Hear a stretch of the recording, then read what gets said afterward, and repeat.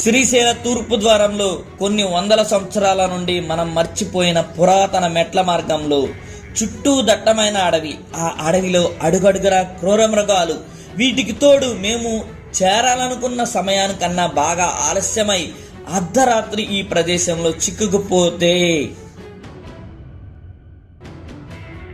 ప్రాణాలను గుప్పెట్లో పెట్టుకుని చేసిన సాహసయాత్ర క్షణం క్షణం ఉత్కంఠభరితం.